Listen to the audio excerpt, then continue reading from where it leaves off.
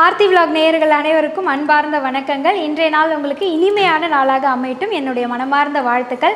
So இன்றைக்கி நான் வந்து உங்ககிட்ட இப்போ எதுக்கு பேசுகிறேன் அப்படின்னா, இன்றைக்கி ஸ்பெசிஃபிக்காக இந்த விஷயம் அந்த விஷயம்னு இப்போது இந்த பதிவின் மூலமாக நான் சொல்ல போகிறதில்ல. உங்களுடைய கேள்விகளுக்கு பதில் சொல்லணும் அப்படின்றதுக்காக தான் வந்திருக்கேன். ஏன்னா நிறைய பேர் உங்களுடைய அன்பை வந்து எங்களுக்கு லைக் மூலமாகவும் ஷேர் மூலமாகவும் தெரிவிச்சிருக்கீங்க. அது மட்டும் இல்லாமல் ஒரு சிலர் கமெண்ட் பாக்ஸில் சில கேள்விகளையும் வந்து கேட்டிருக்கீங்க. நிறைய பேர் ஒரே நேரத்தில் கேட்குறதுனால என்னால் அங்கே அந்த கமெண்ட் பாக்ஸில் உடனுக்குடனே என்னால் பதில் சொல்ல முடியல. அதனால் ஒரு தொகுப்பாக ஒரு சில கமெண்ட்ஸ்க்கு முக்கியமான கேள்விகளுக்கு நான் இங்கே வந்து பதில் சொல்லணும் அப்படின்றதுக்காக தான் இந்த பதிவு. ஃபஸ்ட்டு வந்து இந்த ஏலக்காய் மாலை பற்றி சொல்லியிருந்தேன். அதனுடைய சிறப்புகள் இதெல்லாமே வந்து நான் உங்களுக்கு சொல்லியிருந்தேன். அதில் வந்து கமெண்ட்ஸில் என்ன கேட்டிருக்கீங்க, ஏலக்காய் மாலை போட்ட பிறகு அதை வந்து என்ன செய்யணும் அப்படின்னு சொல்லி கேட்டிருக்கீங்க. அந்த குறிப்பிட்ட நாளுக்கு நீங்கள் அந்த ஏலக்காய் மாலையை வந்து சாமிக்கிட்டே இருக்கலாம், தப்பே கிடையாது. 48 நாள், அதாவது ஒரு மண்டலம் வந்து அது சாமிக்கிட்டேயே அப்படியே இருக்கணும். அந்த ஒரு மண்டலம் கழித்த பிறகு அந்த ஏலக்காயை எடுத்து நீங்கள் சமையலுக்கு பயன்படுத்திக்கலாம். தாராளமாக உங்கள் வீட்டு சமையலுக்கே நீங்கள் அதை எடுத்து பயன்படுத்திக்கலாம். இது சாமிக்கு போட்ட பிரசாதம் மாதிரி தான் அது. இப்போ எப்படி நம்ம சாமிக்கிட்டேருந்து வாங்கிட்டு வந்து நம்ம வீட்டில் பயன்படுத்துகிறோமோ அதே மாதிரி உங்கள் வீட்டு சமையலில் நீங்கள் அதை வந்து பாயாசம் செய்கிறதுக்கோ எந்தாவது ஒரு இனிப்பு செய்கிறதுக்கோ எதுக்கு வேணாலுமே நீங்கள் அதை பயன்படுத்திக்கலாம். அதுக்கப்புறம் மீனாட்சி சிலைக்கு இந்த ஏலக்காய் மாலையை போடலாமா? அம்பிகை யாராக இருந்தாலுமே கண்டிப்பாக இந்த ஏலக்காய் மாலை போடலாம். உங்கள் வீட்டில் மீனாட்சி சிலை இருக்காங்க அப்படின்னா தாராளமாக நீங்கள் வந்து போடலாம், ஒரு தவறுமே கிடையாது. ஸோ அடுத்து வந்து திவ்யா வந்து குட் ஈவினிங் அப்படின்னு சொல்லி மாலை வணக்கம் தெரிவிச்சிருக்கீங்க. உங்களுடைய அன்புக்கு என்னுடைய மனமார்ந்த நன்றிகள். நீங்கள் நினச்ச விஷயமும் உங்களுக்கு கைகூடி அமையட்டும் என்னுடைய மனமார்ந்த வாழ்த்துக்கள் தெரிவிக்கிறேன். ஸோ என்னுடைய அன்பு உறவுகள் தொடர்ந்து இந்த மாதிரி நிறைய கேள்விகள்லாம் வந்து நீங்கள் கேட்டிருக்கீங்க. ஸோ இது ஏலக்காய் மாலையை பற்றி வந்த கேள்வி, இதுக்கான விடையை நான் வந்து உங்களுக்கு சொல்லிட்டேன். அடுத்த பதிவு தை அமாவாசை அன்னைக்கு செய்ய வேண்டிய மிக முக்கியமான 5 விஷயங்களில் உங்களுடைய சந்தேகங்களை கேள்விகளை உறவுகள் அனுப்பியிருக்கீங்க. அதை நம்ம பார்க்கலாம். முதல்ல கேட்டிருக்காங்க, முதல்ல தெற்கு சொல்லியிருக்கீங்க, கடைசியில் மேற்குன்னு சொல்லியிருக்கீங்க, எங்கே வைக்கணும் அப்படின்னு சொல்லியிருக்கீங்க. நான் தெளிவாக சொல்கிறேன், பித்ருக்களுக்கு கண்டிப்பாக நல்ல திசை அப்படின்னு பார்த்தீங்கன்னா, ஸோ முதல் கமெண்ட் வந்து தெற்குன்னு சொல்லியிருக்கீங்க, மேற்குன்னு சொல்லியிருக்கீங்க, எங்கே வைக்கணும் அப்படின்னு கேட்டிருக்கீங்க. நம்ம முன்னோர்களுக்கு உகந்தது அப்படின்னு பார்த்தீங்கன்னா தெற்கு திசை தான். அதனால் தெற்கு திசையில் தான் வைக்கணும். அது நீங்கள் நல்ல மைண்டில் பதிவு பண்ணிக்கோங்க, தெற்கு திசை. ஓகேங்களா? ஸோ அடுத்து வந்து அபிராமி வந்து ஹாய் சிஸ்டர், நாங்கள் குலதெய்வம் கோயிலுக்கு போகலாம்னு இருக்கோம்னு சொல்லியிருக்கீங்க. ஸோ தை அமாவாசை அன்றைக்கி நீங்கள் அங்கே இருப்பீங்க போல இருக்குது. அப்படி அங்கே குலதெய்வம் கோயிலுக்கு போகிறது ரொம்ப நல்ல விஷயம். நீங்கள் அப்படி குலதெய்வத்தை பார்க்க போகிறீங்கன்னா ஆல் தி பெஸ்ட். நல்லபடியாக போயிட்டு மகிழ்ச்சியாக இறைவன்கிட்ட வேண்டிட்டு நீங்கள் வாங்க. அங்கே போகக்கூடிய இடத்துல பக்கத்தில் ஏதேனும் நீர்நிலைகள் இருக்குது அப்படின்னா, தை அமாவாசை அன்றைக்கி நீங்கள் அங்கே இருப்பீங்க அப்படின்னா அந்த நீர்நிலை பக்கத்துலேயே வீட்டு முன்னோர்களுக்காக நீங்கள் வந்து என்ன செய்யணுமோ அந்த தர்ப்பணம் வந்து நீங்கள் நிச்சயமாக கொடுக்கலாம்.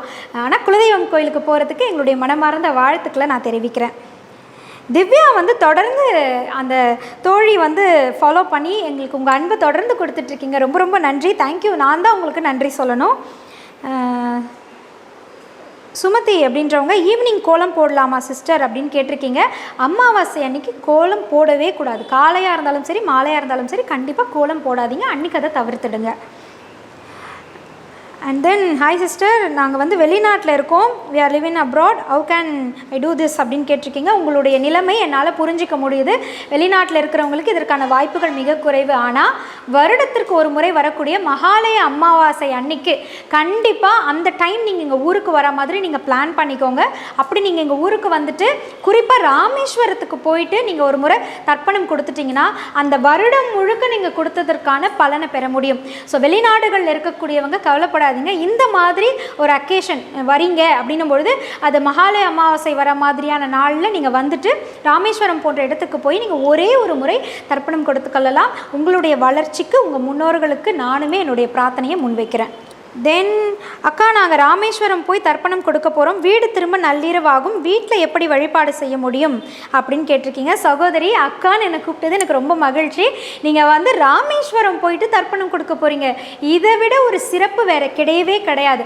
அங்கே நீங்கள் செஞ்சுட்டு திரும்பவும் நீங்கள் வீட்டுக்கு வந்து செய்யணுன்ற அவசியமே கிடையாது. இதற்காக நீங்கள் வந்து சிரமம் எடுத்து அந்த இடத்துக்கு போய் நீங்கள் தர்ப்பணம் கொடுக்கறதே உங்கள் உறவுகள் உங்கள் முன்னோர்கள் வந்து ரொம்ப மகிழ்ச்சி அடைவாங்க. ஸோ அங்கே நீங்கள் செஞ்சாலே போதும், இதுவே திருப்திகரமானது, முழுமையானது. அண்ட் தென் மனக்குழப்பம் தீர்க்கும் ஆலயம், இந்த ஆலயத்தை பற்றி சொல்கிற இதில் எனக்கு வந்து கமெண்ட்டில் குறிப்பாக கேட்டிருக்காங்க. தர்ஷன் அவர்கள், என்னோடய பிரதருக்கு மேரேஜ் ஆகிறதுக்கு ஏதாவது ஒரு குறிப்பு சொல்லுங்கள் அப்படின்னு சொல்லியிருக்காங்க.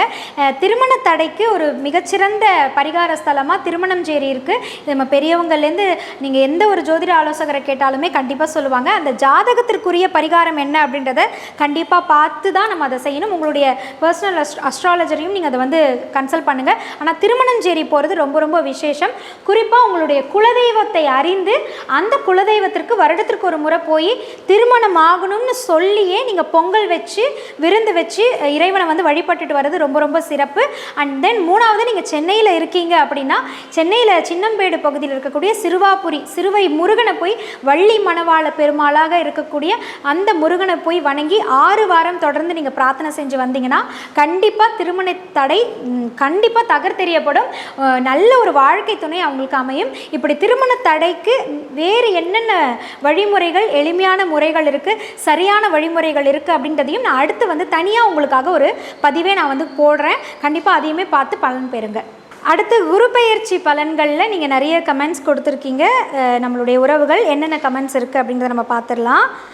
மஞ்சுளா ஸ்ரீ வந்து, நல்லது நடக்குதோ இல்லையோ கஷ்டத்தை பார்த்து பார்த்து பழகி போச்சு. ஆனால் நீங்கள் கூறும் இந்த வார்த்தைகள் மனசுக்கு கொஞ்சம் சந்தோஷமாக தான் இருக்குது. நான் பிறந்த நினைவுகள் தெரிந்ததிலிருந்து வாழ்க்கையில் போராட்டம்தான். எனக்கு ரிஷபம் ராசி அப்படின்னு சொல்லியிருக்கீங்க மஞ்சுளா. நீங்கள் எழுதியிருக்க அந்த டைப்லேயே என்னால் உங்களுடைய மன கவலைகளை உணர முடியுது. கவலைப்படாதீங்க, எல்லாருக்குமே இது நிரந்தரம் கிடையாது. எல்லாருக்குமே கஷ்டம் வரும், அதிலேருந்து நம்ம மாற போகிறோம். கண்டிப்பாக இப்போ இந்த நிலையிலேருந்து நீங்கள் மாற தான் போகிறீங்க. உங்கள் வாழ்க்கையில் நல்லது நடக்க தான் போகுது. நான் இதை கண்டிப்பாக என் அஸ்ட்ராலஜர்கிட்ட கேட்டு தான் நான் உங்களுக்கு இதை சொல்லியிருக்கேன். டெஃபினட்டாக உங்கள் வாழ்க்கையில் நீங்கள் மகிழ்ச்சியை பார்க்க தான் போகிறீங்க. இவ்வளோ நாள் நடந்த எல்லா விஷயமுமே அனுபவமாக உங்களை பக்குவப்படுத்துவதற்கான ஒரு நிலையாக எடுத்துக்கோங்க. ஒரு சகோதரியாக சொல்கிறேன், இந்த நிலை உங்களுக்கு கண்டிப்பாக மாறப்போகுது. அண்ட் தென் குரல் ரொம்ப அழகாக இருக்குது அப்படின்னு சொல்லியிருக்கீங்க. ரொம்ப நன்றி, உங்களுக்கும் நன்றி, இறைவனுக்கும் என்னுடைய மனமார்ந்த நன்றி. விஜயகுமார், மிக்க நன்றி அப்படின்னு சொல்லியிருக்கேன். மிக்க நன்றி. அண்ட் தென் அகிலனும் தொடர்ந்து வந்து எங்களுக்கு கமெண்ட்ஸ் கொடுத்துட்ருக்கீங்க. ஸோ லைக் பண்ணியிருக்கேன் அப்படின்னு சொல்லியிருக்கீங்க. ரொம்ப ரொம்ப ரொம்ப நன்றி அகிலன். உங்கள் அழகு தமிழ் பெயருக்கும் என்னுடைய வாழ்த்துகள். அனிதா, நான் கடகராசி, என் கணவர் மிதுனம் அப்படின்னு சொல்லி என்கிட்ட தனித்துவமாக உங்களுக்கான பலன்கள் என்ன அப்படின்றத கேட்டிருக்கீங்க. நான் எப்போவுமே நான் சொல்கிறது தான், நானுமே என் ஜோதிட ஆலோசகர்கிட்ட கேட்டு தான் இந்த விவரங்களை உங்கள்கிட்ட ஷேர் பண்ணிக்கிட்டு இருக்கேன். நான் ஜோதிட ஆலோசகர் கிடையாது. உங்களுக்கு தனிப்பட்ட முறையில் உங்களுடைய ஜாதகப்படியான விவரங்கள் என்னென்ன, அதற்கு என்னென்ன பண்ணணுன்றத உங்களுடைய அஸ்ட்ராலஜர்கிட்ட நீங்கள் கண்டிப்பாக போய் கேட்டு பாருங்கள். எனக்கு வாய்ப்பு கிடைக்கும் போதோ இல்லை இன்னும் கொஞ்ச நாள் கழிச்சோ எனக்கு தெரிஞ்ச ஒரு சில ஜோதிட ஆலோசகர்களையும் நான் உங்களுக்கு உங்கள் முன்னாடி கொண்டு வரதுக்கு நான் முயற்சி செய்கிறேன். நான் இதுவுமே என்னுடைய அஸ்ட்ராலஜர்கிட்டேருந்து கேட்டு தான் உங்களுக்கு நான் பகிர்ந்துக்கிட்டு இருக்கேன். நன்றி அப்படின்னு சொல்லி நிறைய பேர் உங்களுடைய அன்பையும் நன்றியும் தெரிவிச்சிருக்கீங்க. ஈஸ்வரன் சார் அவருக்கும் விஜயகுமார் அவருக்கும் எல்லாருக்குமே, ரமணி அவர்களுக்கும் என்னுடைய மனமார்ந்த நன்றிகள். கனிமொழி அவர்களுக்கும் என்னுடைய மனமார்ந்த நன்றிகள். கோவிந்தராஜன், நீங்களுமே இதே மாதிரி ராசி நட்சத்திரம் லக்னம்லாம் சொல்லி கேட்டிருக்கீங்க. கண்டிப்பாக இதற்கு ஒரு ப்ராப்பரான அஸ்ட்ராலஜரை நீங்கள் போய் பார்க்குறது தான் சரியாக இருக்கும். இங்கே நான் சொல்லியிருக்கிறது என்னுடைய அஸ்ட்ராலஜர் சொன்ன விஷயங்களை தான் நான் வந்து ஷேர் பண்ணியிருக்கேன். அண்ட் தென் நீங்கள் ஜோதிடரான்னு கேட்டிருக்கீங்க. அதை வந்து நான் அதற்கான விளக்கம் இப்போ தான் கொடுத்துருக்கேன். கண்டிப்பாக அதை நீங்கள் இப்போ பார்த்துருப்பீங்க. ஃபைனலாக சோனியா குமரன் அவர்கள் வந்து, நான் வணங்கும் கடவுள் அனைவரும் நேரில் வந்து சொல்வது போல் உள்ளது. மேஷம் கடகம் நீங்கள் சொல்வது போல் அப்படியே நடக்க வேண்டும் என்று ஆண்டவனை வேண்டுகிறேன். இவங்களுக்கு மட்டும் இல்லைங்க, நம்ம இதில் சொல்லியிருக்கிற அந்த 4 பேருக்குமே நல்லதே நடக்கட்டும். 4 பேருக்கு மட்டும் இல்லை, எல்லா ராசிக்காரர்களுக்குமே எல்லாமே பாசிட்டிவாக வந்து கண்டிப்பாக நடக்கட்டும். குறிப்பாக இந்த 4 ராசிக்காரர்களுக்கு நான் சொல்லியிருக்க விஷயம் நிச்சயமாக நடக்கணும்னு ஒவ்வொரு நாளும் நானும் இறைவனை பிரார்த்தனை செஞ்சுட்டு தான் இருக்கேன். மற்றவர்களுக்காக நாம் பிரார்த்தனை செய்யும் பொழுது கண்டிப்பாக நமக்கான பலன்களையுமே இறைவன் நமக்கு கொடுப்பாரு. ஸோ இத்தனை கமெண்ட்ஸ்க்கும் நான் வந்து என்னுடைய முடிந்த விளக்கங்களை உங்களுக்கு கொடுத்துருக்கேன். இன்னும் அடுத்து வரக்கூடிய வீடியோ பதிவில் இருக்கக்கூடிய கமெண்ட்ஸ்க்கும் கூடிய விரைவில் என்னுடைய பதில்களை நான் வந்து கொடுக்குறேன். உங்களுடைய அன்பிற்கு என்னுடைய மனமார்ந்த நன்றிகள்.